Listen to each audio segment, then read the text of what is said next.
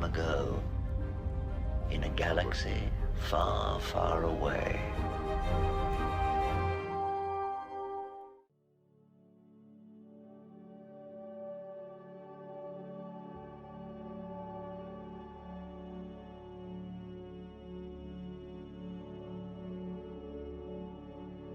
태초에 우주가 만들어지면서 훗날 스타워즈 은하계가 될 장소 중심부에 초대형 블랙홀이 생성되고 이를 중심으로 스타워즈 메인 은하계를 비롯한 여러 개의 외소 은하들 또한 형성됩니다. 스타워즈의 주요 이야기들이 벌어지는 곳은 단순히 은하계 혹은 더 갤럭시라 불리며 그 외에도 카미노 행성이 자리한 리쉬비로 외소 은하, 페리디아 행성이 위치한 이름 모를 외소 은하 등 서로 거리가 상당히 떨어져 있지만 다양한 크기의 여러 은하계들이 이곳을 중심으로 형성됩니다. 은하계의 형성과 더불어 모든 생명의 에너지인 리빙 포스, 그와 연결되는 코스믹 포스, 그리고 둘을 연결하는 매개체인 미디클로리언 모두가 생명의 원천이라 불리는 장소에서 탄생합니다. 강력한 힘인 포스는 세상 만물에 깃들어 모든 것을 하나로 묶고 통과하고 자라나게 하지만 때로는 파괴하고 생명을 취하며 죽음을 가져오기도 합니다. 삶과 죽음, 빛과 어둠, 광명과 칠흑, 포스의 밝은 면과 어두운 면은 균형을 맞추며 은하계의 질서를 유지합니다. 영혼의 장소인 행성 모르티스에 강력한 포스 윌더라고 불리는 신적 존재들이 이주해 옵니다. 포스의 균형을 관장하는 아버지, 밝은 면을 관장하는 딸, 어두운 면을 관장하는 아들까지 총 3명이었죠. 아버지는 항상 서로 싸우는 아들과 딸을 말리며 포스의 균형을 유지했고, 이들을 기리는 각종 벽화나 석판 등의 유물들은 이후 수만 년이 흐른 시점에도 은하계 각지에서 발견됩니다. 정확히 밝혀진 바는 없지만 행성 일럼의 광물에 광물질 입자들이 들러붙어 희귀한 수정이 형성되기 시작한 것도 이 무렵입니다. 스타워즈 메인 은하계와 동떨어져 있던 다른 외소 은하에서 행성 페리디아를 중심으로 마녀 제국이 건설됩니다. 페리디아에 살던 마녀들은 자연적으로 초공간 도약을 할 수 있었던 우주골의 퍽일들을 길들여 수억 광년을 가로지르는 대장전 끝에 스타워즈 메인 은하계에 도착하는데요. 이들은 스타워즈 은하계 역사 초기에 시토스 행성 등 은하계 곳곳에 자신들의 흔적을 남겼고, 그들이 사용한 우주 지도인 스타맵이 은하계 곳곳에 남았습니다. 다소미르 행성에 정착한 이들은 후일 다소밀이라 불리게 되며 밤의 자매단이라 불리는 마녀 사회를 구축합니다. 야빈 전투 10만 년 전 향후 은하계의 수도 행성 역할을 하는 행성 코로산트의 첫 도시층 건설이 시작됩니다. 시간이 흐르고 야빈 전투 5만 7천 년 전 무렵에는 은하계 곳곳에 거주민 정착이 이루어졌는데 행성 우타파우와 바투 등이 그 예시였습니다. 이 무렵 하나 이상의 고대 종족들이 한때 다소미리 마녀들이 그러했듯 우주 생명체인 퍽일들의 비밀을 알게 됩니다. 그들은 퍽일의 자연적인 초공간 도약 능력을 응용하여 기계를 이용한 인공적인 초공간 도약 기술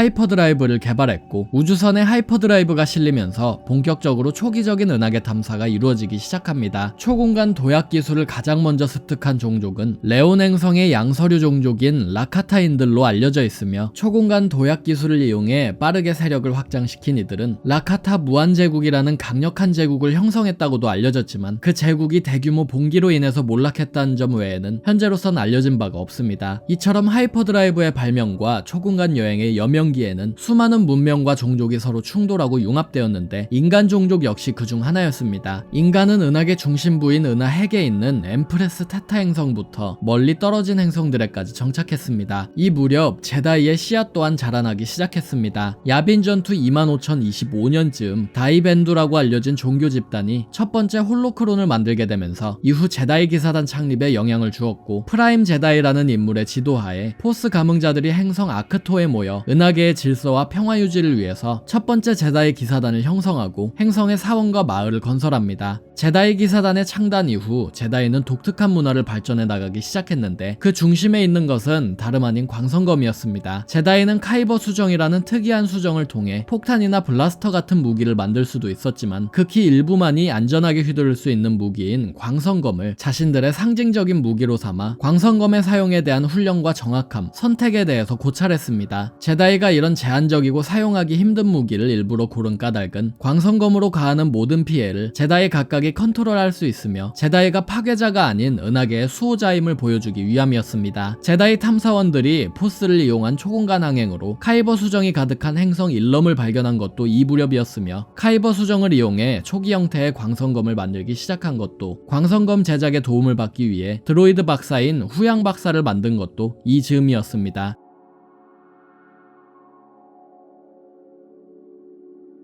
초공간 도약으로 여러 행성들 간의 이동이 용이해지자 은하계는 새로운 변혁의 시대를 맞이합니다. 바로 은하계 최초로 단일 중앙정부가 설립되었던 것이었죠. 야빈 전투 25,000년 전 중심은하의 얼데란 행성을 비롯하여 코어 창립자라 불리는 22개 행성들은 은하공화국 혹은 후대의 구공화국이라 불리는 첫 번째 은하공화정을 형성합니다. 은하공화국은 공화국 헌장 혹은 은하헌법이라 불리는 법을 내걸고 은하계 만민의 이익을 위한 정부를 설립할 것이라 선포했지만 공화국의 수도는 은하계 깊숙이 안전한 곳에 있는 행성이자 인간 종족의 발상지이기도 한 코러산트 행성으로 영구적으로 굳어졌기 때문에 정부 초기부터 그 시스템과 법안들은 인간 종족과 중심은하령 행성들에 유리하게 맞춰질 수밖에 없었습니다. 은하공화국이라는 단일 정부의 형성 그리고 온 은하계에 선한 영향력을 전파하려 했던 제다이 기사단의 등장은 은하계에 전례 없는 자극을 주었습니다. 은하계 만민을 위한 정부였던 은하공화국의 건국자들은 최대한 많은 시민들을 위해 움직이려고 노력했고 그 결과 은하계 중심부에서 뻗어져 나오기 시작한 항로들이 이전보다 더욱 촘촘하게 엮이기 시작했습니다. 이러한 움직임 끝에 스타워즈 은하계는 이내 폭발적인 우주 탐사의 시대를 맞이하니 이를 팽창주의자 시대 혹은 줄여서 팽창기라고 부릅니다. 팽창기 동안에 스타워즈 세계관 5개 초공간 초고속 항로 중 3개가 형성되었는데 공화국이 건국되던 즈음 가장 먼저 조선업으로 은하계 무역을 시작한 코렐리아 행성을 기점으로 코러산트 행성에서 외곽은하까지 이어지는 코렐리안 런 항로가 뚫렸으며 그 뒤를 이어 코렐리아 행성에서 외곽은하까지 이어지는 코렐리아 무역 항로와 펄레미안 무역 항로가 형성되기 시작하면서 은하계는 이동의 혁신기를 맞이합니다. 당시 듀로스 종족 탐사원들과 데바로니안 종족 탐사원들이 항로 개척에 큰 공을 세웠다고도 알려져 있는데 이러한 범은하계적인 움직임 덕분에 은하계 시민들은 억겁의 시간을 주어도 횡단하지 못할 거리를 수개월 만에 이동할 수 있었습니다. 다만 팽창기 당시의 초공간 항로는 중심은하 수준에서만 이어졌기 때문에 은하공화국의 영향권은 중심은하권역에만 한정되었습니다.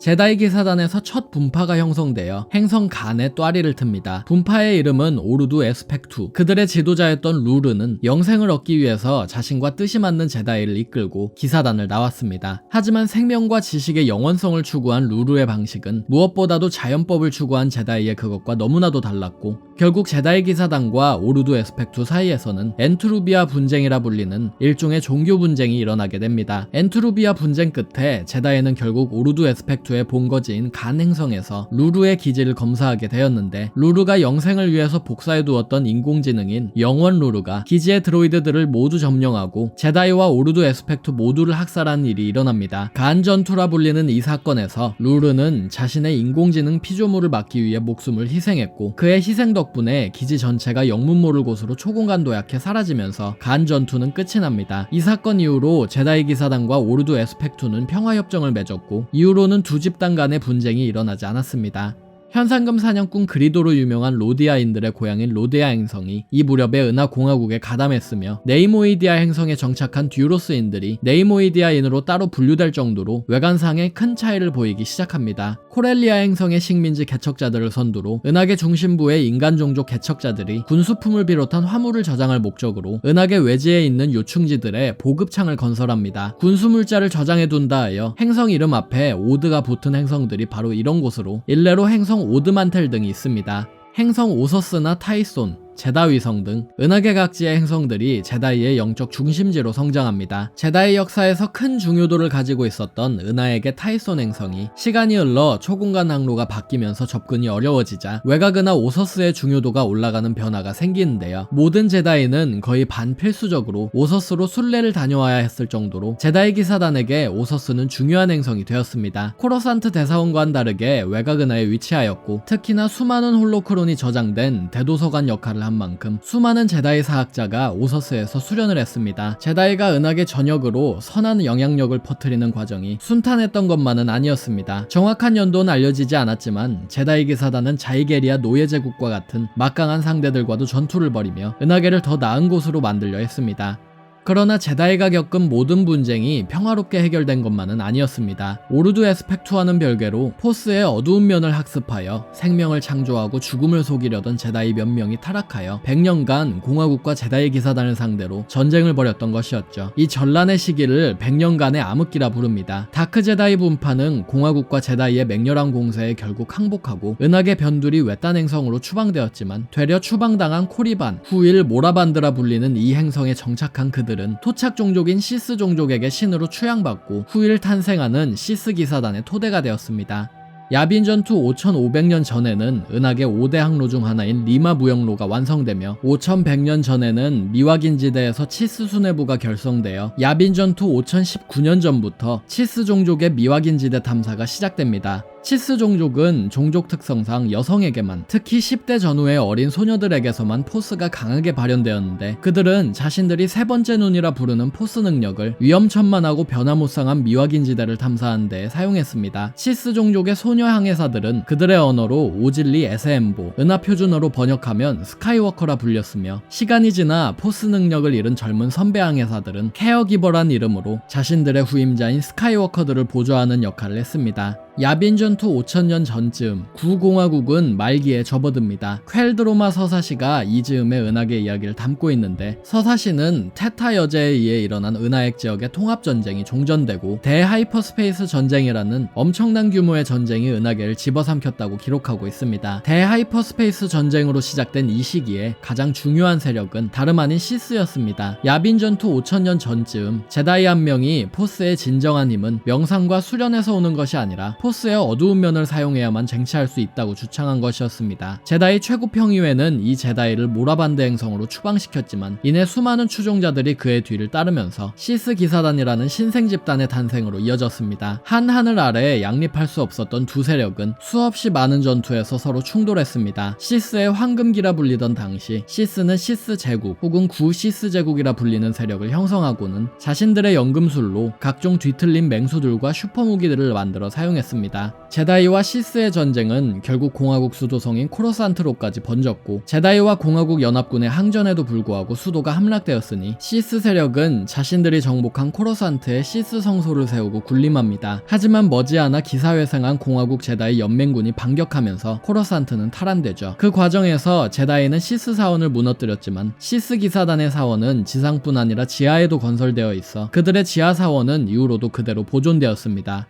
시스 제국의 패배 이후 시스를 추종하던 마사시 종족은 야빈4 위성에 마사시 대사원을 건설했고, 한번 위세가 꺾인 시스 세력은 아주 오랜 기간 동안 재정비를 거치며 세력을 회복해야만 했습니다. 미와긴 지대에서는 막강한 세력인 치스 수뇌부가 적들과의 전쟁 도중 본행성인 신라 행성이 공격당하자 자신들이 고대에 습득한 정체불명의 슈퍼무기인 스타플래시를 사용합니다. 치스 수뇌부는 스타플래시의 힘으로 힘들게 승전했지만 무기의 화력으로 인해서 신라의 태양에 큰 무리가 갔고, 결국 그들은 태양의 힘이 약해져 살기 어려운 곳으로 변한 신라를 벗어나 야빈 전투 4260년 전쯤부터 인근의 다른 행성들을 개척하여 살아갔습니다.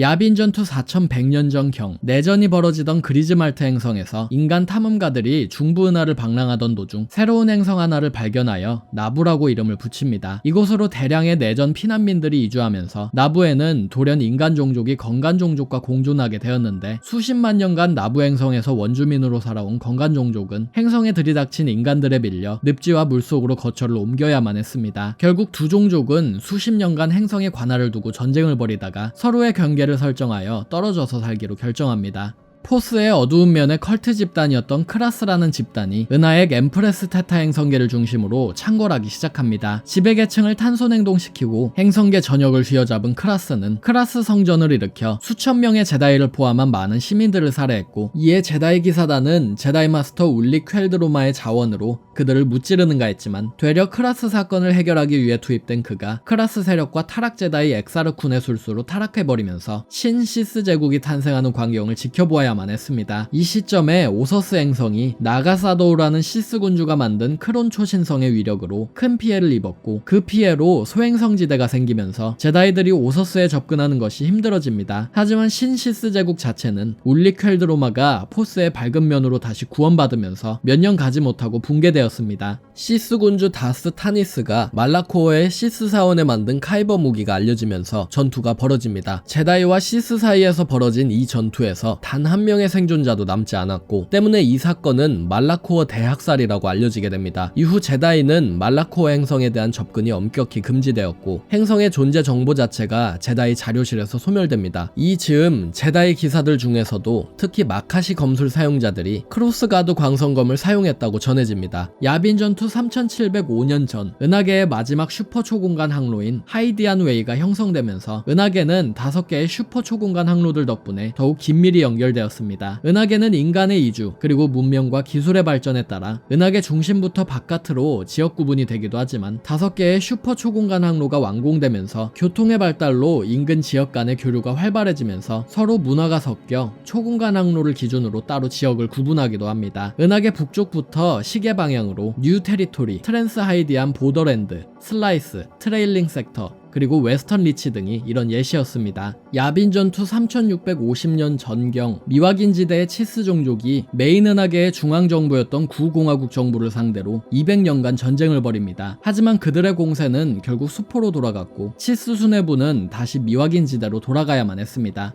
시스 기사단과 지성을 가진 육식성 식물인 드랭기어들이 연합하여 은하계를 지배하려 했지만 통제할 수 없었던 드랭기어의 힘을 두려워한 시스 기사단은 드랭기어의 수장인 위대한 선조를 아막사인 우주정거장에 봉인시켜 드랭기어들을 모두 잠재웠습니다. 고대 시스 군주인 모미는 천재적인 암흑공법으로 슈퍼무기들을 만듭니다. 그의 슈퍼무기 중에는 퍼마타 케이즈라는 이름의 무기도 있었는데 포스의 어두운 면의 힘으로 특정 사람의 특정 시간을 잠시 멈출 수 있는 아주 막강한 무기 였습니다. 모미는 이후 자신의 함선을 이끌고 도시 하나를 파괴하려 들었지만 제다이 기사들에 의해서 저지당하는데요. 그 과정에서 그의 육신은 파괴되었지만 그의 정신이 그의 헬멧에 들어가게 됩니다. 이 헬멧은 훗날 펠퍼틴 은하 제국기에 펠퍼틴 왕자의 수중에 들어갑니다. 야빈 전투 1000년 전쯤 첫 번째 만달로어인 출신 제다이 타 비즐라가 다크세이버를 창조하면서 다크세이버의 역사가 시작됩니다. 그로부터 50년 후 제다이와 공화국은 만달로어인들을 상대로 만달로리안 제다이 전쟁이라는 전면전을 벌여야 했습니다. 전쟁을 성스러운 행위로 여긴 만달로어인들이 만달로리안 성전이라는 미명하에 은하계 각지를 가혹하게 공격했던 것이었죠. 그러나 공화국과 제다이는 총력을 다해서 그들을 본성인 만달로어 행성으로 몰아넣은 데 성공했고 설상가상으로 행성을 무차별 폭격하여 지표를 회복 불가의 먼지 상태로 만들면서 그들의 항복을 받아냈습니다. 녹음이 우거진 행성 무스타파에 외지인인 레이디 코박스와 그녀의 남편이 도착하여 토착 무스타파인 들과 원만한 관계를 유지하고 살아갑니다. 하지만 어느 날 발생한 전투로 남편이 죽자 코박스 부인은 성스러운 무스타파의 유물인 광성석으로 남편을 부활하려 합니다. 그러나 의식은 실패하고 광성석의 에너지는 무스타파 행성의 궤도를 2개의 가스 거성 사이를 지나도록 하는 결과를 초래했으며 유물의 비밀을 전해들은 시스까지 행성 무스타파에 찾아오는 계기를 만듭니다. 라다키라는 이름의 제다이가 기사단을 나가고 가족의 재산과 부를 등에 이고 어두운 면으로 빠져 다스 크랄이 됩니다. 크랄 덕분에 시스 세력은 덧없는 세월의 전투라는 전투에서 승리했으며 그는 나이트메어 컨정션이라는 것을 숙달하여 강력한 시스가 됩니다. 그는 초기에 사라진 제다이 중 하나로 기억되며 후대 시스 군주 다스 티라누스와 비슷한 삶을 산 것으로 기록됩니다. 야빈 전투 1032년 전 오서스 행성의 제다이 사원 소실 이래로 본거지가 필요해진 제다이 기사단이 코러산트 행성에 정착하기로 합니다. 당시 4명의 제다이 마스터가 코러산트에 있던 시스 성소를 정화하고자 그곳에 거대한 제다이 사원을 지었고 기사단은 그들을 기리기 위해서 사원 정면에 그들의 동상을 세웠습니다. 제다이와 시스 사이에서 다시 한번 대전이 벌어집니다. 제다이 시스 전쟁이라 불린 이 전쟁에서 코러산트가 또 한 번 시스 제국에 함락되었으며 시스 세력에 동참한 비즐라 가문의 만달로어인들이 제다이 사원에서 다크세이버를 탈취하는 일이 벌어집니다. 하지만 코러산트의 함락은 일시적이었고 빛의 군대라 불린 제다이 세력이 시스를 몰아냈습니다. 패배한 시스 부대 암흑의 형제단은 이후 은둔 생활을 이어가며 서로 싸우기를 반복하다 내분으로 멸망한 것으로 알려집니다. 하지만 암흑의 형제단 출신의 시스 군주 다스베인 한 명이 목숨을 건지는 데 성공하고 제다이와 공화국을 무너뜨릴 원대한 작전을 구상해 이를 실현하기 위해서 한 시대에 시스는 스승과 제자 단 둘만이 존재할 수 있다는 둘의 규율을 창시합니다. 그의 이러한 발상은 2명의 포스 감흥자가 연결되어 엄청난 힘을 구사하는 포스 다이어드에서 착안한 것이었죠. 이후 그의 가르침을 따르는 시스 군주들을 베인의 이름을 따서 베인계 시스라고 부릅니다. 전쟁에선 승리했지만 시스나 만달로어인들 등 강력한 적을 상대로 한 거듭되는 대전을 견디지 못한 구공화국 정부가 붕괴되고 근대 은하 공화국 정부가 그 뒤를 잇습니다. 공화국의 수도성은 그대로 코러산트로 유지되었으며 근대 공화국 건국 이전에 참혹했던 시대 통칭 암흑기와 구분하기 위해 이 이전의 시기를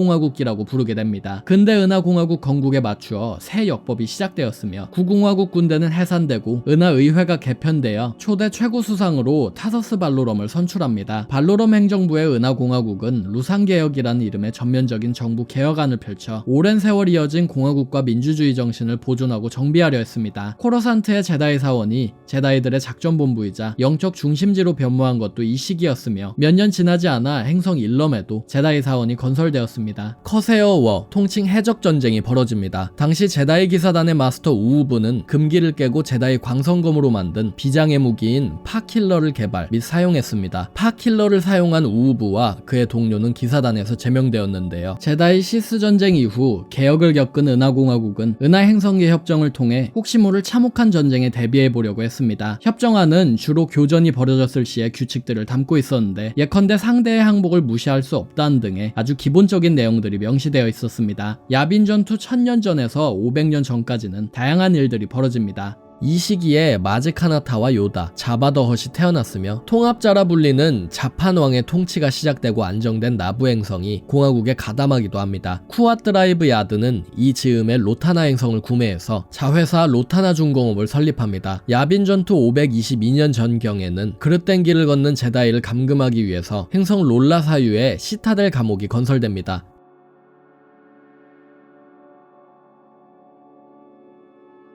루산개혁 이후 근대공화국이 건국된 이래 500년간 평화의 시대를 겪은 공화국, 평화기의 연장에서 어림잡아 야빈전투 500여 년 전부터 100년 전즈음까지를 고공화국기라 부릅니다. 이 시기는 공화국과 제다이의 빛이 가장 밝게 빛나던 시기였지만 그와 동시에 빛이 사그라지기 시작했던 시기이기도 합니다. 야빈전투 500년 전 혼돈의 행성 에버론이 자연재해로 파괴되면서 토착 종족인 에버론인들이 대탈출을 감행합니다. 하지만 천성이 폭력적이고 배반스러웠던 에버론인들 대탈출에 성공했음에도 서로를 의심하여 동족 살해를 이어나갔고 결국 은하계에 에버론인들은 몇 남지 않았습니다. 그들의 언행은 다른 종족들을 대할 때에도 특별히 다르지 않았기에 에버론인들에 대한 다른 종족들의 인상은 몹시 좋지 않았습니다. 야빈 전투 392년 전 당시 은하계는 본격적으로 초공간 항로 개척으로 에너지가 뿜어 넘치던 시기였습니다. 중심 은하에서 외곽 은하로 이어지는 안전한 새 항로들이 하루가 멀다 하고 발견되었으며 새로운 문명과 행성, 생명체들이 은하공화국을 기다리고 있었습니다. 특히나 이 현상은 야빈 전투 383년 전 무렵에 대하이퍼스페이스 러쉬라고 불릴 정도로 시대를 대표하는 하나의 현상이 되었습니다. 은하공화국은 유례 없이 2명의 최고 수상이 다스리고 있었는데 인간 출신의 경그레이락 수상은 공화국 중심부의 정계를 관리했고 쿼렌 종족 출신의 올렘 몰로는 직접 개척 중인 은하 외곽에 파견되어 제다이와 긴밀히 협력하는 모습을 보였습니다. 한편 외곽 은하의 아이람과 에로노 행성 사이에서 수천 년간 벌어져 왔던 전쟁이 다시 한번 일어나면서 영원전쟁이라 불리는 그들의 전쟁이 다시 한번 세간의 주목을 받게 되었습니다. 영원전쟁에 대한 문제는 공화국에게 아주 골치 아픈 외교 난제로 다가왔습니다. 포스의 경우 평화기를 거치면서 다양한 색채를 띠게 되었습니다. 한때 제다이의 통치를 받았던 제다 위성에 아직 제다이 거상이 남아있던 당시에는 제다이뿐 아니라 포스를 둘러싼 수많은 종교들이 있었습니다. 제다이는 그런 분파 중 하나이면서도 당대 가장 힘이 많은 분파로서 다른 포스 종교들의 내분을 막으려 했습니다. 그러던 어느 날 제다 위성의 휠족의 수호자였던 사카르 롤드라는 인물이 교단에서 쫓겨난 후 외곽은하의 보잘것없는 달나 행성에서 열린 손의 길이라는 새로운 포스 종교를 창단합니다. 그들은 포스와의 조화를 추구하는 한편 포스라는 것은 그 누구에게도 소속되거나 사용되면 아니 된다고 여겼습니다. 사상이 특이하지만 그뿐이었던 그들은 공화국 국경지대에서 난민들을 돕는 선교활동을 펼치며 평화롭게 살아가는가 했지만 엘리시아 제버론이라는 인물이 교단의 지도자, 어머니가 된 이후로는 극단적인 길을 밟았습니다. 제버로는 그들의 사상, 그러니까 포스가 누군가에게 사용되는 것을 막기 위해 포스를 사용하게 도와주거나 포스를 담는 포스 유물들을 훔치거나 파괴하는 행위를 일삼았는데, 심지어는 제다이 기사단과 같은 다양한 포스 종교들이 포스와 상호작용하는 것 그 자체까지 문제시 삼았습니다. 제버로는 앞에서는 평범한 종교단체인 척, 뒤로는 기업들의 후원을 받아 게이즈 일렉트릭이라 불리는 초대형 기함을 건조하여 이동식 본부로 사용합니다. 그녀는 포스 해방이라는 목표를 이루기 위해서 네임리스라는 포스 포식자의 알과 네임리스 통제봉인 계절의 봉을 구합니다. 제다이 기사단은 계절의 봉이 도난당했다는 신고를 받고 제다이 둘을 급파하고 교단의 음모를 알아채고는 교단과 대치했지만 갓 부화한 네임리스 괴수에게 살해당했습니다. 사건을 조사하던 제다이의 사망으로 제다의 기사단은 네임리스와 열린 손의 길 사태를 인지하지 못한 채로 제다에서 다양한 포스 사용자 집단들과 함께 포스 집회라는 회동을 갖습니다. 은하공화국 또한 같은 장소에서 아이람과 에로노 행성 사이의 외교를 중재하는 회담을 가졌죠. 하지만 열린 손의 길로 인해서 민감한 두 회담이 이루어지는 제다 위성에서 폭탄 테러가 발생해버렸고 위성은 순식간에 쑥대밭이 되었습니다. 아이람과 에로노의 군대, 수많은 포스 집단이 서로가 서로를 의심하고 사방에서 교전을 일으킨 것이었습니다. 제다 전투라 불리는 이 사태 때문에 제다에 서 있던 마지막 제다의 거석인 수호자 동상이 무너져 내리고 제다이와 공화국의 외교는 완전히 꼬여버립니다. 제다 사건을 조사하던 도중 제다의 기사단과 공화국은 유유자적 도망간 줄 알았던 열린 손의 길이 사건에 연루되어 있을지도 모른다는 단서를 발견하고 달나 행성으로 향해 그들을 조사합니다. 뒤를 밟힌 열린 손의 길은 즉각 폭력 조직인 다친 주먹의 길 조직과 네임리스들을 풀어 제다이를 공격했죠. 비극의 밤 혹은 달나 학살극이라 불린 이날 제다이를 비롯하여 제다이를 돕기 위한 달나 민간인 다수가 열린 손의 길을 상대로 한 전투에서 사망했습니다. 제다이는 궁극적으로 달나 전투에서 승리하고 그곳에 전초기지를 짓고 열린 손의 길 사태를 마무리 짓는가 했지만 전투에서 살아남은 다친 주먹의 길 세력은 기암인 게이지 일렉트릭을 타고 몰래 달나에서 달아났습니다. 아즐린 렐이라는 제다이는 달나에서 포착된 네임리스 괴물들을 연구하는 데 여생을 바쳤다가 포스의 어두운 면으로 타락해버리고 맙니다. 이 무렵 은하계가 팽창되면서 팽창작전이나 이주했을 인프라를 지원해주던 기업들의 영향력도 커집니다. 야빈 전투 350년 전에는 네이모이디아인들에 의해 범은하 기업체인 무역연합이 창설되었으며 야빈 전투 319년 전에는 기술조합이 무스타파 행성을 손에 뒀습니다. 기술조합은 무스타파인들에게 기술을 제공해주는 대신 그 기술로 채굴한 광물의 일부를 자신들에게 달라는 계약을 체결합니다. 이때를 시작으로 무스타파 행성에서는 광업이 성황하죠.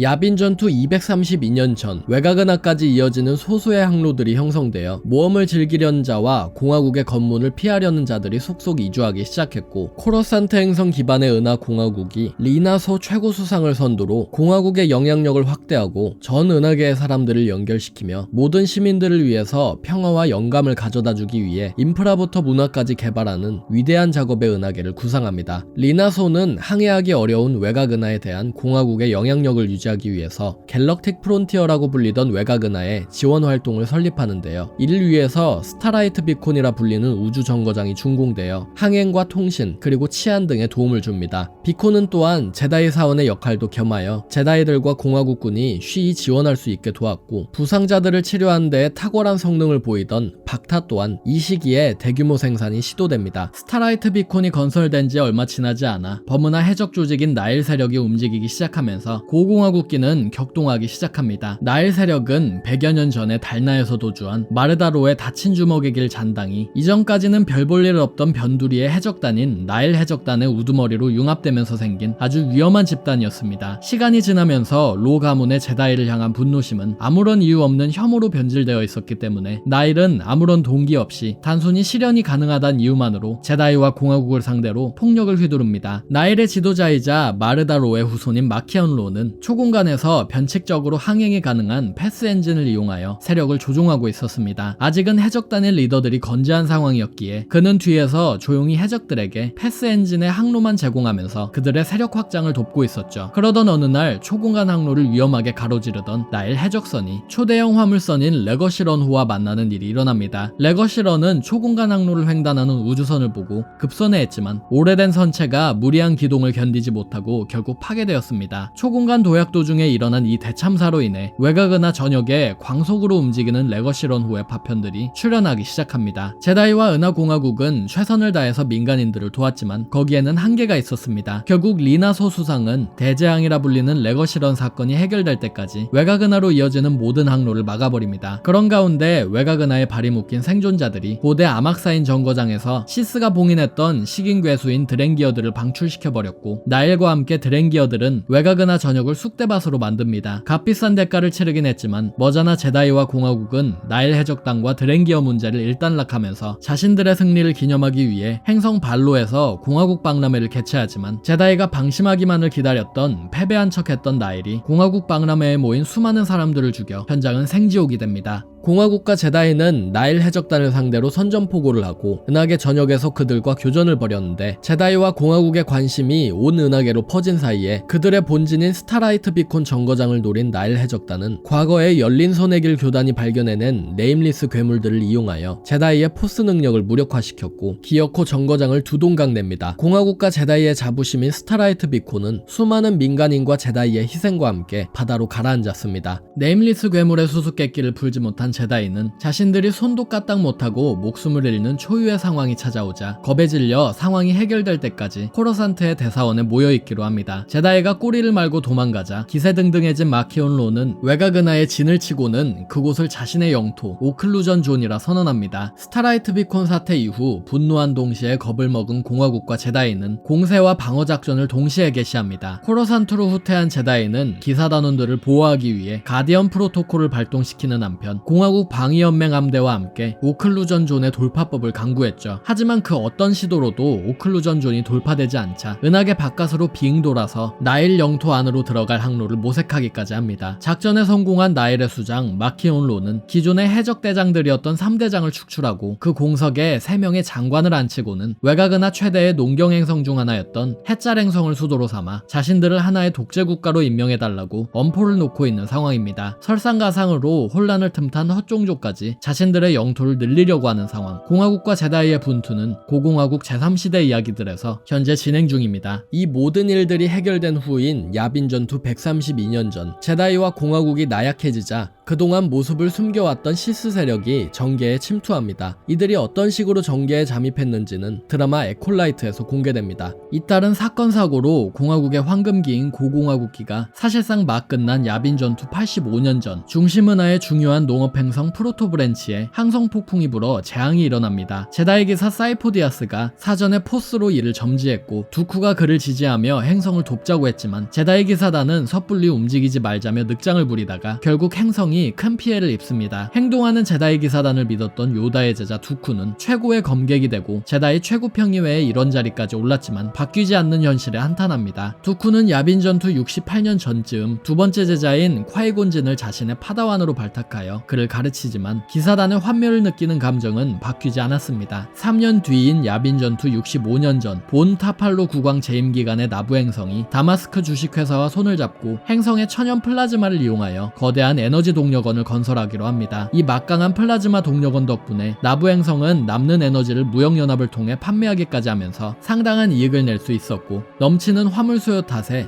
나부의 우주항이 확장되기도 했습니다. 나부와 손을 잡은 다마스크 주식회사의 수장은 훗날 펠퍼틴의 스승이 되는 다스 플레이거스였습니다. 야빈 전투 52년 전, 다스 플레이거스의 제자가 된 젊은 펠퍼틴은 그의 도움을 받아 나부 행성을 대표하는 의원으로 성장합니다. 그는 스승과 마찬가지로 공화국 내부에서 제다이와 공화국의 분열을 위한 시스의 복수를 위해 준비해 나가기 시작합니다. 야빈 전투 42년 전, 두쿠의 첫 제자인 라엘 에버로스의 알선으로 나부의 펠퍼틴 의원과 제다이 마스터 두쿠가 처음으로 만나게 됩니다. 그리고 그가 콰이곤을 제자로 발탁한 지 26년이 되던 그해, 바뀌지 않는 현실에 한탄한 두쿠는 결국 제다이의 길을 포기합니다. 두쿠는 자신의 고향인 세레노 행성에서 벌어진 동란을 제압하고 사고에서 사망한 그의 형 라밀 백작의 뒤를 이어 세레노의 백작이라는 타이틀을 갖게 되었고, 그 재력과 힘으로 자신이 직접 은하계를 바꾸어 보려고 노력합니다. 두쿠 백작이 세레노로 복귀한 이듬해 타투인 행성의 노예 출신인 슈미 스카이워커에게서 아나킨 스카이워커라는 이름의 아들이 태어납니다. 슈미에게 남편은 없었기에 아나킨의 탄생은 그 시작부터 기묘한 것이었죠. 아나킨이 태어난 같은 해에 요다 종족의 그로구 또한 태어났습니다. 한편 제다이 마스터 콰이곤진과 오비앙 케노비 사제는 사제지간이 된 지 4년 차에 접어든 시점인 야빈 전투 40년 전에도 삐걱거리기 일쑤였습니다. 원론주의자인 케노비와 최고 평의회의 규정에 얽매이지 않는 진은 사사건건 충돌했지만 둘은 서로에게서 많은 것을 배우면서 스승과 제자 그 이상의 관계로 성장합니다. 이 무렵 행성 만달로어에서는 세팅 크리즈를 선두로 하는 평화주의 신 만달로어인 세력과 보수파 데스워치 사이에서 내전이 발발합니다. 이를 저지하기 위해서 콰이곤진과 오비앙 케노비가 만달로어로 파견되었고, 그곳에서 케노비는 세팅 크리즈를 만납니다. 또래인 크리즈를 경호하며 그녀와 사랑에 빠진 케노비는 그녀를 위해서 기사단을 나서겠노라 다짐했지만 세틴의 부친이자 크리즈 가문의 가주였던 아도나이 크리즈의 사망으로 장녀였던 세틴이 크리즈 가문을 책임져야 하게 되면서 두 사람의 관계는 흐지부지 된 것으로 추측됩니다. 대가문 가문 전쟁이라고도 불린 이 전쟁에서 크리즈 가문의 세력이 승리하면서 만달로어인들은 새로운 평화의 시대를 맞이합니다. 또한 같은 해 브렌탈포 행성에서 갤러너소가 공화국 미래 프로그램에 참석했다가 오슨 크레닉과 처음 만나게 되었으며 다스 시디어스가 다스몰을 제자로 발탁합니다. 피니스 발로럼 수상의 임기가 막 시작된 야빈 전투 34년 전에는 말라스테어 회랑에서 율라렌 제독이 이끄는 공화국 방위함대와 백전노장 트렌치 제독이 격돌했으며 그 외에도 아나킨 스카이워커가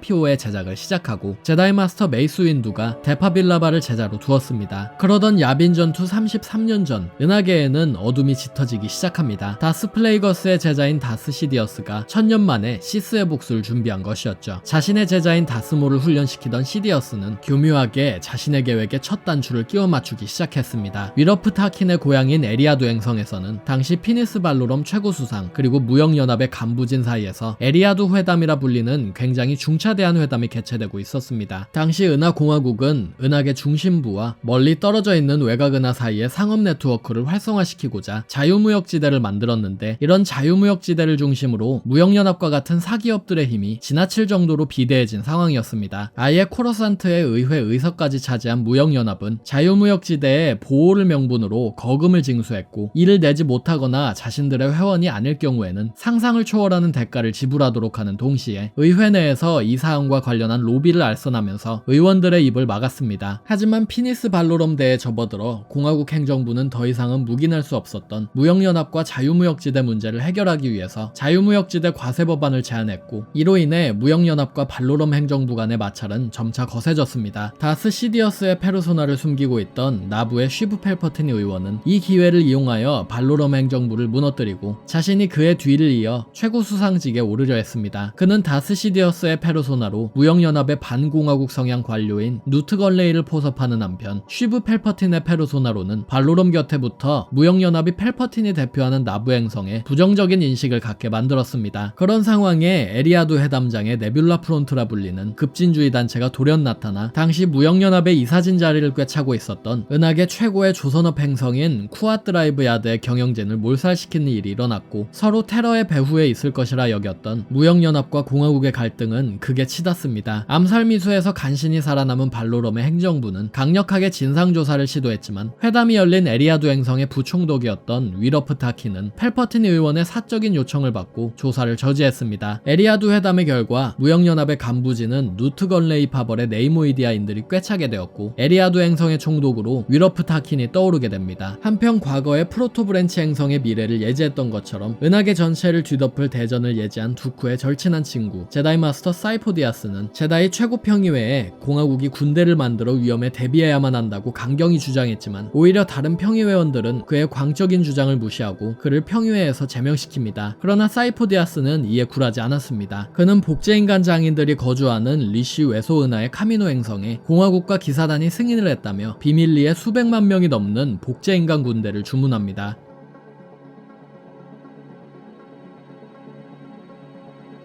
발로롬 행정부의 은하공화국이 자유무역지대 과세법안을 통과시키면서 무역연합이 극렬히 반발합니다. 다스 시디어스의 계략대로 무역연합은 기존에도 관계가 좋지 않았던 행성이자 펠퍼틴 의원이 대표하는 행성인 중부은하령 행성 나부를 본보기로 침공합니다. 무역연합이 나부를 침공하던 당시에 사용한 전투 드로이드 부대는 역시나 펠퍼틴이 지오노시스의 대공자리에 앉힌 포글 더 레서의 협조로 마련된 것이었습니다. 무역 사태가 고조되고 발로럼 수상이 사태 해결을 위해서 콰이곤 진과 오비안 케노비를 나부로 보냈지만 갈등은 오히려 격화되기만 합니다. 두 제다이는 나부의 여왕인 파드메 아미달라를 몰래 수도인 코로산트로 빼내서 은하의회에서 도움을 청하게 하려고 했는데 그 과정에서 제다이 기사단에 내려오는 예언상의 선택받은 자 아나킨 스카이워커와 만나게 됩니다. 공화국의 전폭적인 지원은 없었지만 다행히 나부의 여왕인 파드메 아미달라와 두 제다이 기사들 그리고 어린 아나킨 스카이워커의 활약으로 무역연합 사태는 종식되고 1000년 만에 공식적으로 모습을 드러낸 시스 군주 다스몰 또한 처리되었지만 그 대가로 콰이곤 진이 숨을 거둡니다. 나부의 무역 사태 해결에 무력한 모습을 보이던 공화국 수상 피니스 발로럼이 탄핵되고 쉬브 펠퍼틴 의원이 최고 수상직에 앉습니다. 이로써 펠퍼틴은 은하계 권력의 최정점에 앉게 되었습니다. 디아스의 단독 행동은 타락한 제다이 두쿠의 귀에 들어갑니다. 은하계 변혁을 도모했던 두쿠는 그 힘을 줬던 도중 다스 시디어스에게 현혹되어 서서히 시스의 길을 걷고 있던 상황이었는데요. 두쿠는 범죄 조직인 파이크 조직을 매수하여 자신의 친구인 디아스를 살해하고 그를 대신해 카미노인들에게 더욱 구체적인 군대 양성 주문을 합니다. 현상금 사냥꾼 장고 팻을 모체로 하되 복제인간들의 두뇌 속에 공화국과 제다이를 전복할 생체칩이 삽입되어야 한다는 조건이 생기게 됩니다. 물론 생체칩의 진위에 대해서는 오직 두쿠와 시디어스만이 알고 있었죠. 가장 친한 친구를 살인한 두쿠는 제다이 기사단을 탈퇴한 상태였음에도 건물을 자유롭게 드나들며 교류는 계속하고 있었는데 이 어중간한 상황을 이용하여 카미노 행성과 클론들에 대한 정보를 제다이 사원 도서관에서 지워버립니다. 그러고는 작전 진행 과정을 보고하는 겸 콰이곤 진을 죽인 다스몰의 죄를 따지러 다스 시디어스를 만나는데 두쿠는 그 미래를 제다이 마스터 야들에게 들켜버리면서 증거를 없애기 위해 결투 끝에 야들을 자신의 손으로 죽여버립니다. 두쿠는 이제 시스의 길을 걸어야만 하게 되었습니다.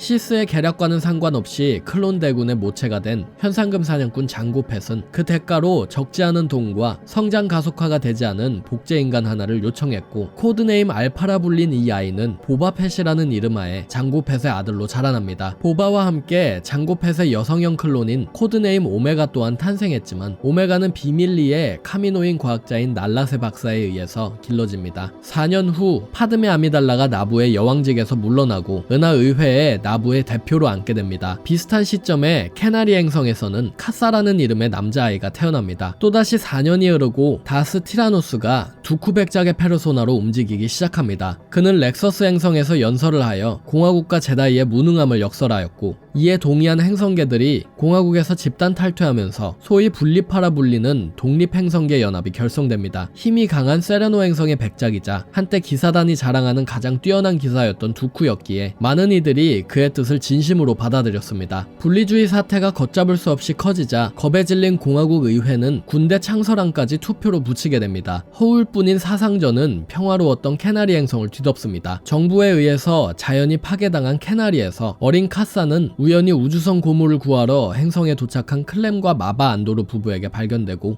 입양됩니다. 야빈 전투 22년 전 의회가 끊임없이 군대 창설안을 논의하자 공화국의 평화주의 이념을 내세우며 이에 강력한 반발 의사를 표명하던 나부의 파드메 아미달라 의원이 투표를 위해서 수도 코로산트에 오던 도중 암살 미수를 당합니다. 암살 의뢰를 받은 이는 다름 아닌 클론 군단의 모체인 장고 팻. 팻은 스카이워커와 케노비에게 저지당하는 과정에서 자신이 활동하고 있던 근거지 카미노 행성의 단서를 실수로 흘려버리게 됩니다. 스카이워커와 케노비는 서로 흩어져서 의원 암살 미수 사건을 조사하기로 하죠. 장고 팻을 뒤쫓던 오비완 케노비는 제다이 사원 기록 보관소에서도 검색되지 않는 지역에서 카미노 행성을 발견했고 그곳에서 제다이 마스터 사이포디아스가 요청한 장고 팻의 유전자 조작 복제인간으로 구성된 100만 대군을 조우합니다. 공화국을 위한 클론 군단의 등장으로 정작 공화국은 투표도 하기 전에 군대를 갖게 됩니다. 한편 의원을 보호하는 임무를 맡고 있던 아나킨 스카이워커는 의원 보호 임무의 일환으로 나부 행성으로 파견되었다가 의원과 사랑에 빠지게 되면서 사사로운 감정에 휘둘리기 시작합니다. 스카이워커는 모친이 사망하는 환영이 현실이 되자 환영에 집착하기 시작합니다. 결국 장고 팻을 쫓던 케노비, 그를 도우려던 스카이워커와 아미달라 의원 모두는 두쿠와 분리파 지도자들이 있었던 행성 지오노시스의 투기장에서 발각되어 생포되고 그와 동시에 수도인 코로산트에서는 펠퍼틴 수상이 비상 권력을 부여받으면서 덕분에 의회 간섭 없는 군대 통솔권을 확보합니다. 금방이라도 터질 것 같던 전쟁은 지오노시스 행성의 사막에서 기어코 시작됩니다. 케노비와 스카이워커, 아미달라를 구하기 위한 제다이 타격대와 요다가 이끌고 나타난 클론 군단이 분리파의 드로이드 군단과 전면전을 벌였습니다. 이 전투를 제1차 지오노시스 전투라 하며 느닷없이 나타난 클론 대군에서 이름을 따 클론 전쟁이라고 합니다. 클론 전쟁이 발발하면서 은하 공화국이 누리던 천년간의 평화기는 종료됩니다. 제다이 타격대와 클론 군단이 지오노시스에 투입되고 클론의 습격으로 전투는 공화국군의 승리로 종료되었고 그 과정에서 일부의 분리파 요인들이 체포되었으며 장고 팻 또한 아들 보바 팻을 남긴 채로 목숨을 잃게 됩니다. 지오노시스에서 구조된 아나킨 스카이워커와 파드메 아미달라는 행성 나부에서 비밀리에 결혼식을 올리고 스카이워커는 기사로 승급하여 전장에서 아미달라는 의회에서 각자 자신만의 전투를 이어나갑니다. 클론 전쟁 초반 무역연합 측 영토인 중립행성 카토네이모이디아에서 폭탄 테러가 벌어져 오비완 케노비와 아나킨 스카이워커가 진상조사에 나서게 나서지만 결국 테러범의 정체는 밝혀지지 않았고 그 대신 두 사람은 아사즈 벤트리스라는 두쿠의 하수인을 만나게 됩니다. 기사가 되면서 장군직을 겸한 스카이워커는 클론 부관으로 CT-7567 렉스 대위를 두게 되고 그의 산하에 푸른색 갑옷을 입은 제501 클론 대대가 배정됩니다. 렉스와 스카이워커는 전쟁 초장부터 수많은 무공을 떨치면서 드높은 명성을 갖게 됩니다. 또한 기사의 신분이 되었기 때문에 아나킨 스카이워커에게는 아소카 타노라는 이름의 파다완 또한 배정됩니다. 앞으로 3년간 이어질 클론 전쟁은 초장부터 온 은하를 화마로 뒤덮었습니다. 이미 공화국의 군사시설들과 주요 항로를 알고 이에 대비한 분리파에 대항하기 위해서 외곽 은하의 헛종족이 공화국과 손을 잡았으며 분리파는 다양한 종류의 슈퍼무기들을 설계하고 만들어 빠른 시일 내에 수도인 코러산트까지 공세를 이어나가기 위해 공화국을 궁지로 몰아넣었습니다. 전쟁은 영웅을 낳았고 공화국 진영에는 스카이워커와 케노비, 분리파 진영에는 그리버스 장군과 아사즈 벤트리스 등 역사에 이름이 남을 이들이 혈전을 벌였습니다. 특히 지오노시스 전투 이후 현장에서 발견된 통칭 죽음의 별 데스스타 정거장의 등장으로 공화국은 경악을 금치 못했습니다. 행성을 파괴할 수준의 슈퍼레이저를 단 전투 정거장에 대항하기 위해 공화국은 특수무기 개발 부서를 창설하고 소행성 무장형 전투 정거장과 어뢰 공성 플랫폼 등의 슈퍼무기 개발을 논의 및 진행하지만 평화주의적 정책으로 모금 단계에서 실패합니다. 그 대신 분리파가 죽음의 별을 완공하기 전에 공화국이 선수를 치자는 제안이 통과되면서 공화국 진영에서 준공이 시작되었습니다. 죽음의 별은 설계 단계였지만 분리파는 또 다른 슈퍼무기인 멀레벌런스 5를 가동합니다. 초대형 이온포로 상대를 무력화시키는 멀레벌런스 5 사태로 인해서 공화국 해군은 수많은 인명피해를 입었지만 아나킨 스카이워커의 활약으로 결국 파괴하는 데 성공합니다. 전쟁 첫 회에 봉쇄된 외곽은하의 라일로스 행성 우주 방어선을 제다이와 공화국군이 돌파하고 지상전에 돌입합니다. 덕분에 반란군 참신둘라가 이끄는 라일로스의 트윌렉인들은 행성을 되찾았죠. 이처럼 2년차에 접어든 전쟁은 방어에 급급하던 공화국이 공세에 나서고 이미 점령된 분리파령 행성들이 다시 반기를 일으키는 등 더욱 혼란스러워졌습니다. 분리파는 심지어 클론 군단의 심장인 카미노 행성까지 공격하는 대담한 움직임을 보였죠. 그만큼 전쟁이 격화되면서 증가하는 전쟁 피해로 공화국과 분리파 사이에서 평화협상의 기류가 보였지만 두쿠백작의 사주로 코러산트 행성의 중앙 동력시설이 사보타주 당하면서 전쟁의 열기가 다시 고조되고 분리파의 경우 평화주의 세력이 숙청당합니다. 이듬해에는 지오노시스 행성 상공에서 데스스타의 준공이 시작되었고 외곽은하에서 코러산트로 이어지는 비밀 항로가 발견되는 등 전쟁에 더더욱 힘이 쏟아지기 시작합니다. 전쟁의 혼란 속에 제다이 기사단이 수만 년 전에 멸망시켰다 여긴 자이게리아 노예제국과 각종 범죄 조직들이 세력을 키워나갔죠. 또한 죽은 줄 알았던 시스군주 다스몰까지 생존했음이 드러나면서 혼란은 더더욱 가증됩니다. 포스의 예언 또한 적중을 앞두고 있었습니다. 선택받은 자 아나킨 스카이워커 일행이 우연히 도착한 행성 모르티스에 포스 신들 3명이 모두 사망하면서 포스의 균형을 관장하는 자리가 비어버립니다. 전쟁 마지막 해 클론 전쟁의 폭력은 극한까지 치닫습니다. 부활한 다스몰은 자신이 명을 이어나가려면 다스 시디어스의 체스판에서 자신만의 계획을 짜야 함을 직감하고 은하계의 범죄 조직들을 결집하여 그림자 공동체를 창립합니다. 블랙선, 데스워치, 헛카르텔, 파이크 등의 유력 조직들이 가담하며 이후 드라이덴 보스의 크림슨 던도 뒤늦게 합류합니다. 몰이 움직이면서 세팅 크리즈 공작이 사망하고 만달로어 행성에 내전이 발발합니다. 만달로어의 외지 세력이 지도자로 앉는 것을 거부한 보카탄 크리즈의 세력은 몰과 그의 세력을 축출하고자 공화국의 도움을 청합니다. 한편 제다이 사원에 반전주의 성향의 폭탄 테러가 발생합니다. 테러의 유력 용의자로는 결백한 아소카 타노가 지목되었고 진범이 체포되고 무죄 판결이 난 이후 회의감과 상실감을 느낀 아소카는 제다이 기사단을 나가게 됩니다. 제자를 잃으며 스카이워커의 내면이 흔들리기 시작합니다. 공화국의 고등정찰 특공대원 파이브스가 제66호 명령의 진상과 클론 병사들의 두뇌에 생체 칩이 이식되어 있음을 알게 되고 아나킨 스카이워커 장군과 501 대대장 렉스에게 이 사실을 알리려 했지만 코러산트 방위대장 폭스 사령관의 총에 맞고 전사하면서 진실은 빛을 보지 못합니다. 결국 만달로어 사건은 전쟁으로 이어집니다. 만달로어 공방전으로 보카탄을 돕기로 한 아소카 타노가 이끄는 공화국 지원군이 다스몰의 세력과 전투를 펼쳤고 몰이 패배합니다. 만달로어 공방전과 동시에 수도성 코러산트가 천년 만에 습격당하면서 코러산트 전투가 발발합니다. 비밀 초공간 항로가 그리버스 장군에게 넘어가 일어난 일로 펠퍼틴 최고 수상이 그리버스 장군에게 납치되지만 이내 스카이워커와 케노비에 의해 구조되고 그 과정에서 두쿠백작이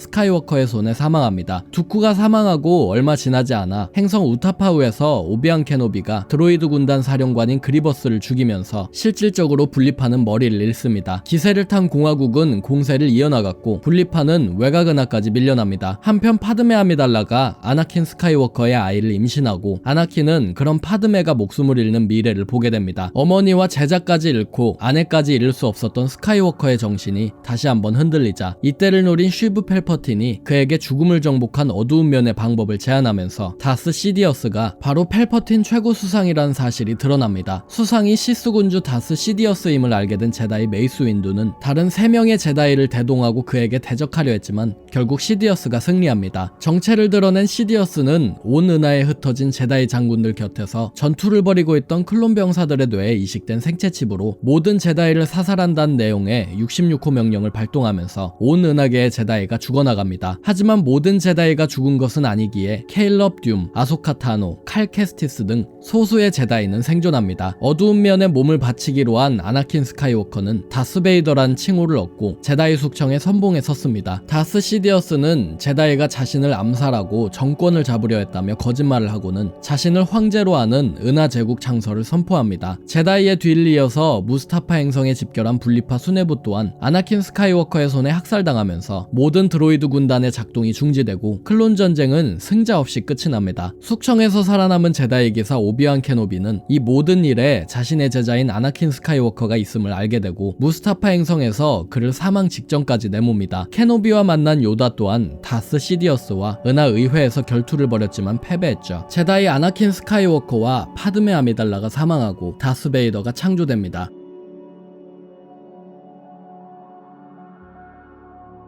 폴리스 마사 행성에서 루크 스카이워커와 레아 오르가나 쌍둥이가 태어납니다. 쌍둥이를 낳은 파드메는 출산 도중 사망하는데요. 새로운 희망들을 지켜내고자 루크 스카이워커는 오비안 케노비의 보호하에 타투인 행성의 오웬 라스에게, 레아 오르가나는 얼데란의 베일 오르가나에게 입양되고 오비안 케노비는 타투인에서, 요다는 데고바에서 은둔 생활을 시작합니다. 만달로어 공방전 이후 아소카 타노와 헤어진 렉스 대위는 클론 생존자들에게 생체칩의 존재를 알려주고 다닙니다. 이렇듯 클론 전쟁이 끝나고 공화국도 없어지자 클론 병사들의 존재 이의가 사라집니다. 이런 맥락에서 66호 명령에 영향을 받지 않은 제99 클론 특공대 배드배치가 행성 온데론의 민간인 사살 임무를 거부하고 제국은 공화국과 다른 정부임을 깨달아 팀의 저격수인 크로스에어를 제외한 전원 탈영합니다. 탈영 과정에서 장고펫의 여성형 클론인 오메가도 합류하죠. 온데론에서 배드배치와 조우한 소우게레라 또한 자신의 선택에 확신을 갖고 곧바로 제국에 대한 반란 활동을 시작합니다. 은하제국은 배드배치를 나쁜 예시로 삼고 카미노제 클론 트루퍼 양성을 폐지하여 제국군 램파트 중장의 지휘하에 워멘틀 프로젝트라는 정예 모병 강군 프로젝트를 시작합니다. 전장에서 물러난 클론 특공대원들이 행성 다로에서 모병된 초기형 스톰 트루퍼인 TK 트루퍼들의 교관으로 활동합니다. 클론 전쟁의 흔적은 빠르게 사라져 행성 렉서스를 비롯한 전 분리파령 행성들에 대한 제국의 압박이 거세게 이루어졌으며 카미노 행성의 주요 클론 시설인 티포카시도 파괴됩니다. 카미노의 관련 인사들은 전원 제국 과학시설로 이동되면서 복제인간 기술은 제국이 독점하게 됩니다. 장고팩 클론 트루퍼 시대가 완전히 종결됩니다. 제다이와 공화국의 시대는 끝이 났지만 그렇다고 그 발자취가 완전히 소멸된 건 아니었습니다. 살아남은 제다이들을 쫓기 위해 제국은 제다이 사냥대인 인퀴지토리우스를 창설하죠. 제다이 생존자 중 하나인 케일럽 듐은 제66호 명령에서 생존하고 다음 14년간 제다이로서의 신분을 숨기고 살며 이후 케이넌 제러스라는 이름으로 개명합니다. 첫 번째 제국의 날을 기념하던 이듬해 분리파 행성들이 더욱 거센 탄압을 받습니다. 분리파 잔당 숙청을 빌미로 민간인 사상자가 끊이질 않았지만 위러프 타키는 서부 지역 평화수복 작전을 계속하며 그들을 징벌했습니다. 이처럼 가혹한 제국의 행위를 바라만 볼 수 없었던 일부 행성들이 반기를 일으키기 시작했고 라일로스와 온데론, 라다 행성들이 실제로 움직이기 시작했으며 이를 바라보던 일부 반제국주의 인사들은 지역 반란군들을 하나로 규합하는 네트워크 구성에 착수합니다. 베일 오르가나와 아소카 타노, 몬 모스마 등이 그 예시였습니다. 몬 칼라 행성에서는 은둔한 제다이 생존자인 페렌바로 인해서 행성이 제국군에 의해 침공당하는 초유의 사태가 일어납니다. 페렌바는 몬 칼라마리인들의 왕인 리차를 포스로 속이고는 행성을 제물로 바쳐 제국에 저항할 반군 세력이 이길 확률을 훨씬 높일 계획이었습니다. 실제로 그의 계략대로 몬 칼라에서는 라더스 제독이 이끄는 함대가 발진하여 후일 반란군 함대에 가담하게 됩니다.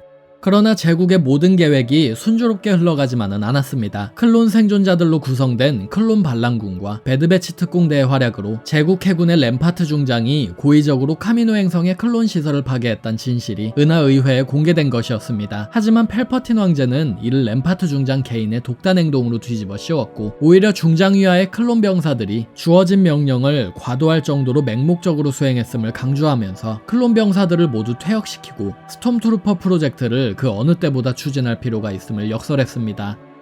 마바와 클렘 그리고 카사에서 이제는 카시안이라는 이름으로 불리는 안도르 가족이 살던 페릭스 행성에도 은하 제국이 찾아옵니다. 페릭스 사람들은 제국의 존재에 항의하며 그들에게 돌을 던졌는데 시위자들을 말리려던 클렘이 오해를 받고 그만 총살당합니다. 아버지가 사망했다는 사실에 분노한 카시안은 제국의 트루퍼들을 폭행하려던 혐의로 소년원에 갇히게 됩니다. 치스 수뇌부에서는 물갈이가 발생합니다. 상급 대령이었던 미스로 누르오도, 통칭 스로는 그리스크 함대로부터 치스 수뇌부를 구한 데엔 성공했지만 치스 종족의 제일 교전 원칙인 선제 공격 금지 원칙을 깨면서 치스령 우주에서 추방됩니다. 우주를 떠돌던 스로는 2년 뒤인 야빈 전투 16년 전에 제국군의 스타 디스트로이어에 발견되고 은하 제국에서의 군복무를 시작합니다. 야빈 전투 14년 전 클론 전쟁기의 반군 세력을 이끌었던 라일로스의 참신둘라와 온데론의 소우게레라가 활발하게 반란 활동을 개시합니다. 라일로스의 경우 다스 시디어스와 베이더가 직접 움직일 정도로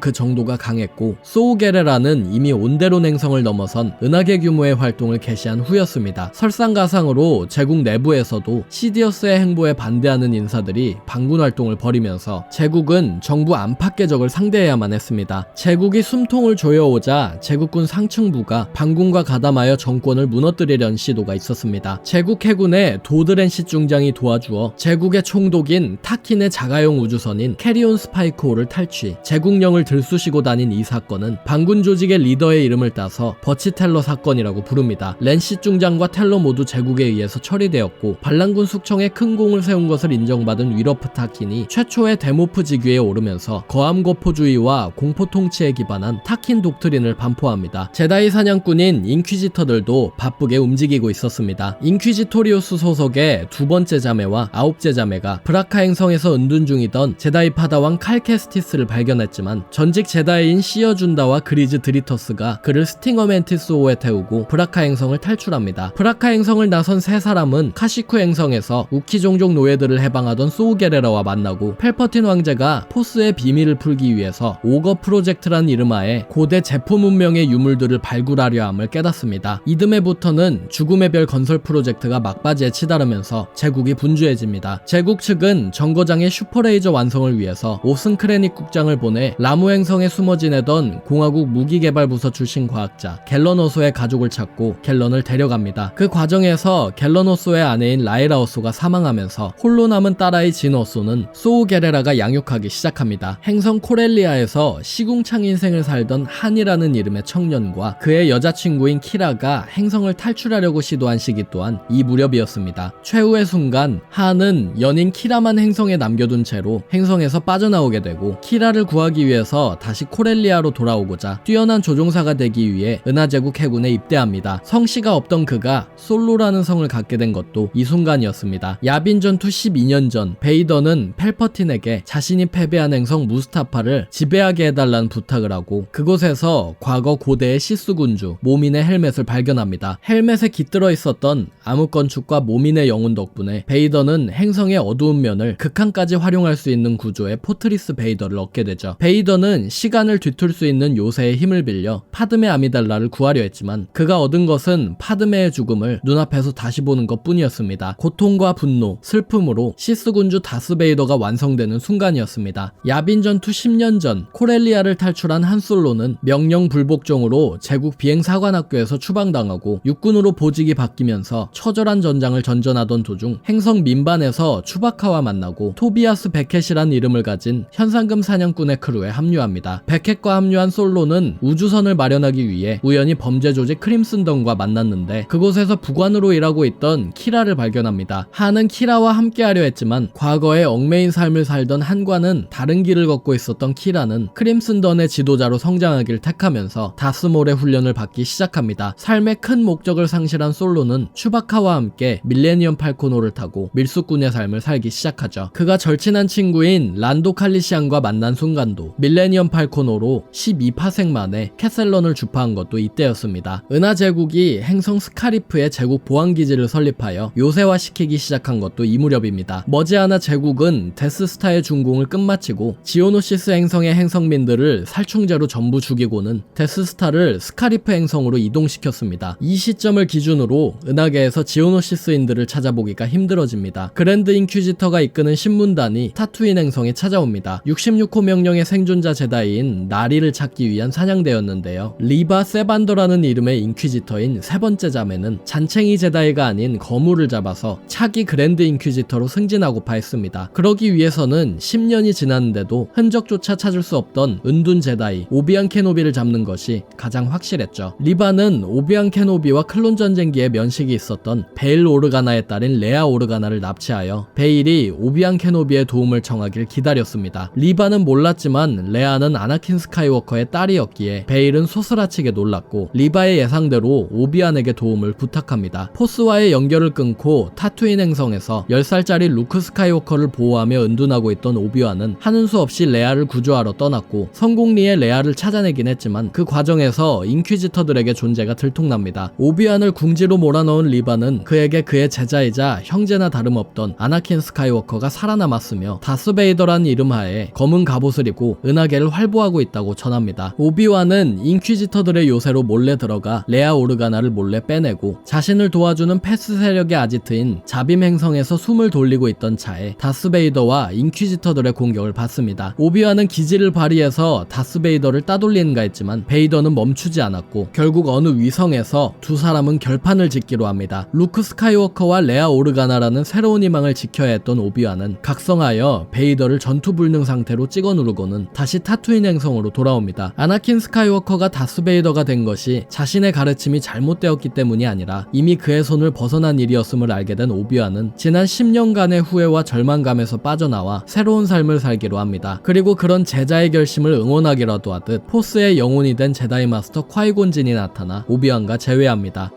제국에 맞서 싸우던 멘티스 대원들은 각자의 목표를 위해서 흩어졌습니다. 그리즈 드리터스는 코보 행성에 술집을 차리고 시어준다와 메리는 생존한 제다이를 찾는 숨겨진 길의 일원이 되었습니다. 칼 캐스티스는 새로운 동료들과 공개적으로 반란군 활동으로 제국의 이목을 끌고 있었는데 결국 문제가 생겨 그리즈가 있는 코보로 잠시 후퇴했습니다. 칼은 코보에서 지내는 동안 고공화국 시절에 데이건 게라라는 제다이가 코보 심연 안에서 제다이를 위한 이상향을 발견했음을 알게 되고 숨겨진 길이 이곳을 거점으로 쓸 수 있도록 지원했습니다. 비록 이 과정에서 많은 희생과 배신이 있었지만 그들은 마침내 코보 심연의 천국 타날로르를 찾아내는 데 성공했습니다.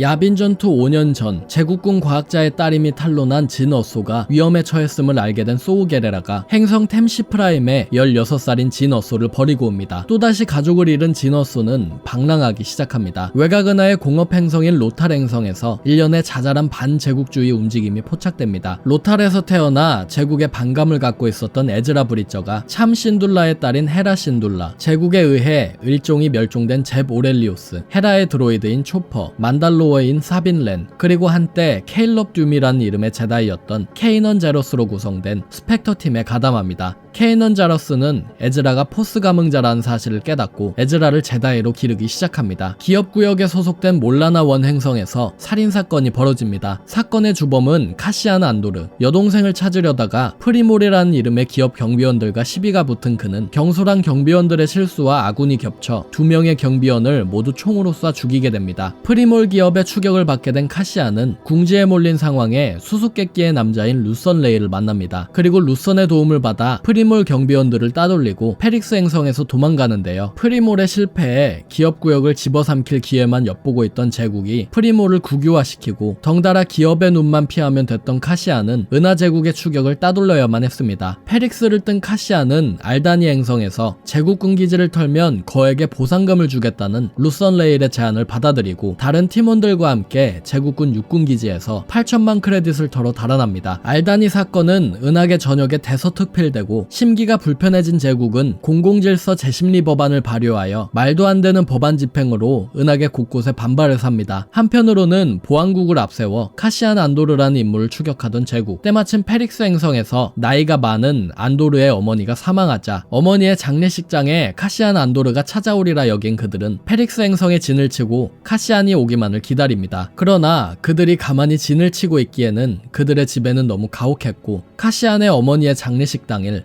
페릭스 사람들은 대로에 모여 대규모 봉기를 합니다. 제국은 길을 쓰고 시민들을 가혹하게 진압했고 더 이상 사람이 살기 어려워진 페릭스에서 카시안은 소중한 친구와 가족들을 구조하고 루선 레일에게 찾아가 자신도 반군 활동에 끼워달라고 부탁합니다. 야빈 전투 4년 전 스펙터 반란군이 로탈 행성에서 점점 더 큰 규모의 활동을 개시하고 반군 중에 제다이가 있다는 소식을 듣고 인퀴지토리우스의 리더인 그랜드 인퀴지터와 제국 보안국 소속 칼러스 요원이 그들을 사냥하기 시작합니다. 또한 로탈 행성에서 증가하는 반군 활동을 저지하고자 위러프타킨 데모프가 직접 나타나기까지 하면서 일이 점점 격화되었고 로탈 행성의 반란군을 지원하기 위해 베일 오르가나와 협력 중이던 코드네임 풀크럼 아소카타노가 피닉스 전대라는 이름의 지원군을 이끌고 나타납니다. 로탈이 전쟁터가 되기 직전이 되자 제국군은 로탈 행성을 봉쇄하고 황제는 다스베이더를 현장에 파견합니다. 베이더를 피해서 로탈에서 가까스로 탈출한 피닉스 전대와 스펙터 팀은 은하계를 돌아다니며 많은 지원군들을 포섭했는데 그 중에는 만달로어 공방전 이후로 은퇴 생활을 하던 501 대대장 렉스 대위도 포함되어 있었습니다. 야빈 전투 3년 전 만달로어인 영토에 속한 콩코드던 행성의 만달로어인 세력 전이맨 수호자들이 피닉스 전대의 이동로 지원에 동의하여 일종의 동맹이 되고 행성 라일로스에서는 참신둘라의 반군과 스펙터 팀의 활약으로 제국 주둔군이 격파됩니다. 또한 변두리 행성인 아톨론에 반군 기지가 건설되면서 반군 활동에 박차가 가해집니다. 미확인 지대의 치스 종족인 스론이 행성 바톤에서 벌어진 대규모 반군 활동을 성공리에 정리하면서 은하제국 해군의 최정점인 대제독의 지위에 오릅니다. 스론 대제독은 은하제국 제7함대를 지휘했는데요. 그런 그와 면식이 있었던 로탈 행성의 총독인 아린다 프라이스는 증가하는 반군 활동에 대항하고자 전략의 대가 스론 대제독에 휘하해 제7함대를 로탈 행성에 소환하기를 요청합니다. 아톨론 기지를 거점으로 나날이 세력이 확장되는 반군 세력이었지만 제국에 비하면 그 수가 턱없이 부족한 그들을 위해서 행성 단투인의 상공에서 몬모스마가 도움이 필요하다는 방송을 했고 그 결과 단투인의 상공에서 공화국 재건연맹, 통칭 반군연맹이 창설됩니다. 그러나 제국이 이를 가만두고 볼 리가 없었고 반군 우주선들의 이동 경로나 활동 반경으로 그들의 본거지가 아톨론 행성임을 알게 된 스론 대제독은 행성을 봉쇄하고 반군을 괴멸 직전까지 몰아붙입니다. 극소수의 반란군이 행성을 탈출하여 야빈4로 퇴각하면서 반군 연맹은 큰 고비를 맞이합니다. 야빈 전투 1년 전 아톨론 기지가 파괴되면서 연맹군 최고사령부가 야빈4에 설립되었고 그곳에 반군이 거처를 만들어 나갑니다. 한편 미확인 지대에서 포스의 동요를 느낀 다스 시디어스는 일을 마치고 돌아온 스론 대제독과 자신의 부하인 다스 베이더를 보내서 사건을 조사하도록 합니다. 두 사람에 의해서 미확인 지대의 그리스크 헤게모니가 은하계 외곽부로 침공을 준비하고 있었음이 드러납니다. 스론의 진정한 충성심은 치스 수뇌부에 있다는 사실을 알면서도 그를 존중한 베이더는 스론과 함께 그리스크를 소탕합니다. 스펙터 팀이 사빈 렌과 보카탄 크리즈를 선두로 행성 만달로어의 제국 점령군을 소탕하는 것을 돕습니다. 덕분에 만달로어 행성은 독립을 이루어낸 듯 보였지만 만달로어 행성을 손에 쥐고 있는 것은 물론이거니와 가만히 내버려두기만 해도 위험함을 깨달은 제국은 행성을 쑥대밭으로 만들어버립니다. 제국이 늦은 밤에 만달로어 행성을 철저히 폭격한 것을 천개 눈물의 밤이라고 부릅니다. 스론 대제독의 최신의 제국군 전투기 프로젝트인 타이 디펜더 프로젝트가 오슨 크레닉 국장의 스타더스트 프로젝트와 대결하면서 둘 중 하나의 프로젝트만이 지원을 받는 상황이 연출됩니다. 때마침 죽음의 별 프로젝트에 쓰일 재료들이 연이어 실종되는 사건이 일어났기 때문에 팔퍼틴 황제는 스론이 일주일 내로 이 문제를 해결한다면 타이 디펜더 프로젝트를 지원하고 실패한다면 스타더스트 프로젝트를 지원하기로 결정합니다. 이 문제를 해결하기 위해서 스론이 잠시 로탈 행성을 비우죠. 스론은 결과적으로 일주일 안에 문제를 해결 해결하긴 하지만 한 발 물러서면서 스타더스트 프로젝트가 최종 단계에 접어들게 됩니다. 스론이 로타를 비운 사이 행성을 구하기 위해서 스펙터 팀이 다시 집으로 돌아옵니다. 에즈라 브리저는 이 무렵 로탈의 제다이 사원에서 시공간의 제약을 받지 않는 세상 사이의 세상을 발견했고 죽음을 눈앞에 둔 과거의 아소카 타노를 구조합니다. 한편 반군 연맹은 헤라 신둘라 장군의 전투기 비행대를 보내 로탈 해방전을 도모했지만 스론의 방어진 때문에 작전은 실패하고 전원 격추되는 참사가 일어납니다. 헤라는 추락에서 살아남았지만 포로로 잡혔고 헤라를 구하기 위해서 스펙터 팀이 움직입니다. 수많은 사람들의 희생으로 드디어 로탈 행성이 해방됩니다. 에즈라 브리저는 스론 대제독의 기함과 함께 은하계의 알 수 없는 목적지로 초공간 도약을 하게 되죠. 로탈은 해방되었지만 내전은 끝나지 않았습니다. 반군 연맹이 정보부 요원 카시안 안도르 덕분에 카프린의 고리에서 얻은 정보를 토대로 죽음의 별 데스스타의 존재를 마침내 알게 된 것이었죠. 데스스타의 건설에 갤러너스라는 과학자가 핵심 인물로 있음을 알게 된 반군 연맹은 제국 강제 노역소인 우바니 행성에서 갤러너스의 딸인 진 어소를 구조, 진과 함께 갤러너스의 행방을 알지도 모르는 소우 게레라를 찾아갑니다. 그리고 그곳에서 진 어소는 데스스타에 한 가지 약점이 있다는 사실을 알게 됩니다. 게레라가 가지고 있었던 정보 덕분에 갤러너스의 위치와 데스스타의 설계도가 스카리프 행성에 있다는 사실이 파악되었지만 제국군이 제다 위성에 데스스타의 슈퍼레이저를 발사하면서 그 내용이 담긴 메시지, 소우 게레라 그리고 그의 반란군이 소멸됩니다. 연맹군은 갤러너스의 소재가 파악된 이두 행성에 공습작전을 펼쳤고 그 과정에서 갤러너소가 사망합니다. 진 어소는 아버지가 남긴 데스스타의 약점과 설계도의 위치를 연맹군 평의회에 전달했지만 평의회는 우유부단할 뿐이었고 결국 자신과 뜻이 맞는 소수의 팀원들을 이끈 채로 로그원이라는 콜사인 하에 스카리프 행성으로 향합니다. 진 어소, 베이즈 말버스, 치룻 임웨, 카시안 안도르, K2SO, 보디룩 등 소수의 반란군으로 구성된 로그원 팀이 스카리프 행성에서 기적적으로 데스스타의 설계도를 탈취하는 데 성공합니다. 설계도를 전달받기 위해 스카리프 행성의 반란군 함대가 나타났고 혼란스러워하는 제국군을 격파하면서 역사상 처음으로 연맹군이 제국군을 상대로 승리를 거둡니다. 하지만 그 과정에서 로그원 팀이 전원 사망하고 연맹군 함대는 기함을 잃는 등 엄청난 피해를 입습니다. 현장에서 상황을 감독하고 있던 오슨 크레닉 국장 또한 사망합니다.